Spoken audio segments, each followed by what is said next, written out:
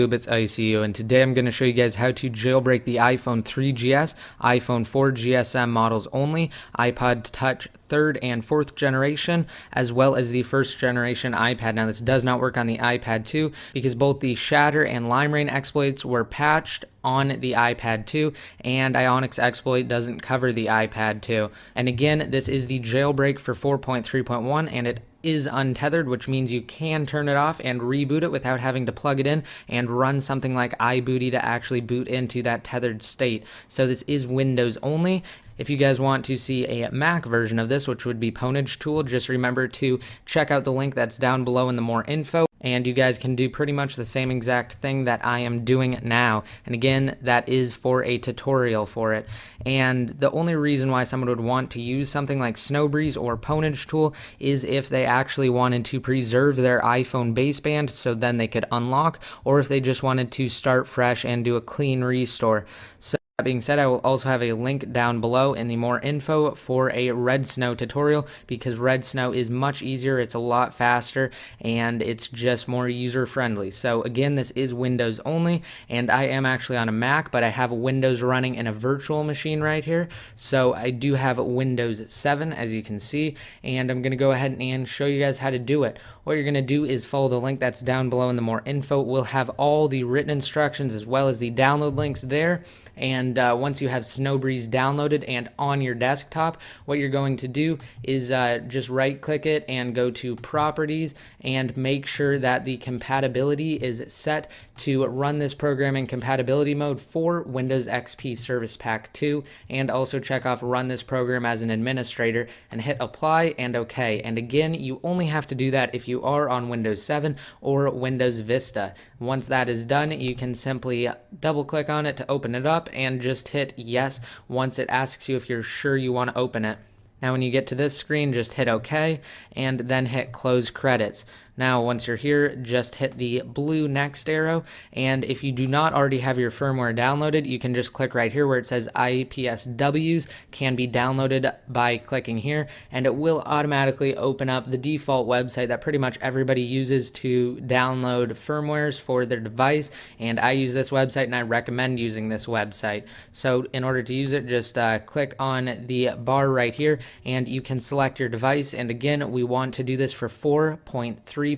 So if I'm on the iPod Touch 3rd generation, I would just use this link right here and I would click download. So again, once you have your firmware downloaded, just make sure to press browse and find the firmware. This is the one that I want right here because this is the stock firmware.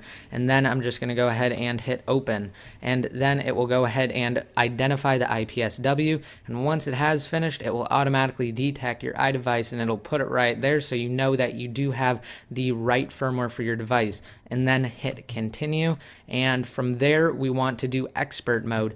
Now we really do want to do expert mode because it does give you more options and it lets you customize your firmware even more.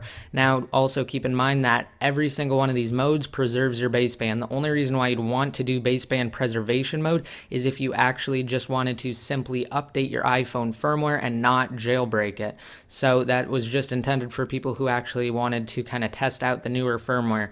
Once that is done, you can go ahead and just hit next, and then you get some options here. I'm going to start at the beginning. So right here for Springboard modifications, we get the option to enable gestures menu, which are multitasking gestures, and I'm sure as most of you know, all you do is take 4 or 5 fingers and pinch in on the screen and it takes you to the home screen. You can swipe up with 4 or 5 fingers, it brings up the dock, and you can swipe over with 4 or 5 fingers and it switches between your open applications, etc. You can also activate the phone or hacktivate if you are not on an official carrier, and again this would be used so that you can actually use your iDevice and so you can use your unlock. And you can also have install SSH checked, and you can also mess around with the root partition size. However, I highly recommend you just leave it alone unless you actually know what you're doing. Once you have everything set, you can hit next, and here basically you can actually go ahead and add different sources, and you can download different packages from those those sources, and this would be used so that you actually have those familiar jailbreak applications built into your firmware so that when you restore, it's automatically on your device. Once you have all that set, you can just hit next and then build IPSW and simply hit next, and then it will just build it. So I'm actually going to click cancel because I already have mine built. So it is canceling right now. And again, mine is right here. It says iPhone 4 Snowbreeze custom firmware. And then what you're going to do is just plug in your iPhone, iPad, or iPod Touch, and you're simply going to enter DFU mode. Now again, I do have a link down below in the more info, and that link tells you exactly how to enter DFU mode, but I'm just going to tell you how to do it right now really quick. You want to hold down the home and power button for a total of 10 seconds, and do not let go.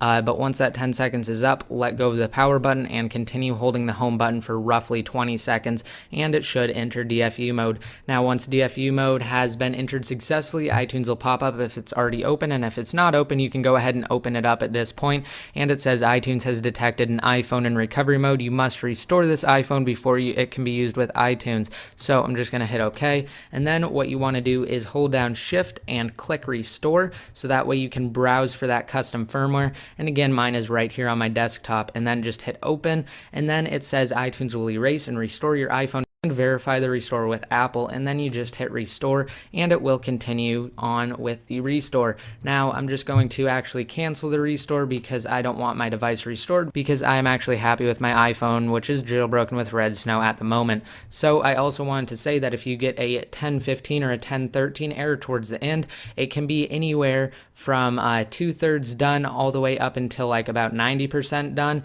So if you get an error just anywhere towards the end of your restore, it is actually finished and it is just stuck in the recovery mode loop. And to exit that, you can go ahead and just download Tiny Umbrella. And again, once you follow that link that's down below in the more info, you can access Tiny Umbrella. And once you have Tiny Umbrella open, then you can kick your iDevice out of recovery mode and you will be good to go. So I hope you guys like this video. Please let me know what you think in the comments section below, and also be sure to subscribe if you aren't already. Until next time, this is ICU signing out.